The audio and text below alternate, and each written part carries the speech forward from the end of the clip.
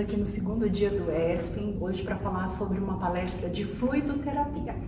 O Dr. Lobo então falou, o Dr. Lobo é de Nottingham, na Queen's Medical Center, e ele falou sobre a experiência dele em fluidoterapia, que é imensa, gente. A maioria dos trabalhos que a gente estuda sobre solução balanceada versus solução salina, do ponto de vista experimental, é do grupo dele e tem ele como coautor ou autor principal.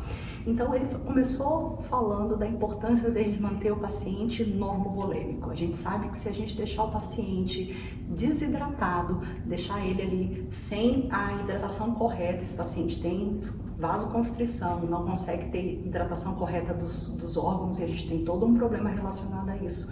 Mas ao mesmo tempo, se a gente hiperidratar esse paciente, a gente tem todo o problema do edema, de ter esse excesso de líquido correndo e a gente tem toda uma piora de desfechos relacionados a isso. E a gente deve começar então com duas perguntas. Esse paciente realmente precisa de líquido? E se ele precisa de líquido, por que ele precisa de líquido? Se ele precisar, o porquê é ressuscitação, não tem jeito, gente. O momento de ressuscitação é um momento único, a gente deve dar a solução que o paciente precisa e correr atrás do prejuízo depois para tirar esse excesso de líquido que a gente deu nos primeiros dias. Se a gente tem que fazer uma reposição de líquido, esse paciente deve ser pensado que tipo de reposição a gente deve dar e se a gente deve fazer uma manutenção de líquido, lembrar que a melhor forma de fazer essa manutenção é sempre por via oral. Então lembrar que a melhor forma de hidratar seu paciente é sempre por via oral. Use essa forma sempre que possível.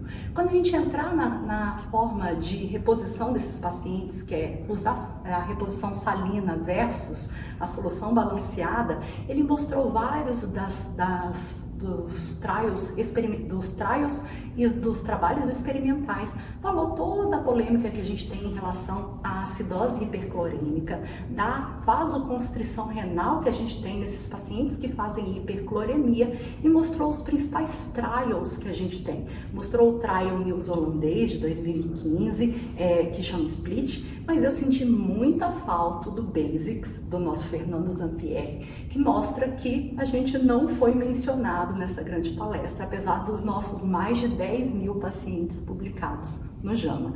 E não quero que vocês esqueçam, quero deixar mais uma dica para vocês em relação a pacientes de pós-operatório. Ele fala bem claramente na palestra sobre restrição volêmica versus fluidoterapia em pacientes cirúrgicos e fazer excesso de líquido pós-cirúrgico está associado a piores desfechos clínicos. A gente tem piora de deiscência de anastomose, mais tempo de internação e piora de desfechos de forma geral em pacientes cirúrgicos que receberam mais volume, mesmo quando comparado assim 2 litros com 2 litros e 700 por dia pós cirurgias de todos os tipos de porte. Então, não hiperidratar seu paciente no pós-cirúrgico é uma ótima dica para o dia. Um beijo, gente, até a próxima!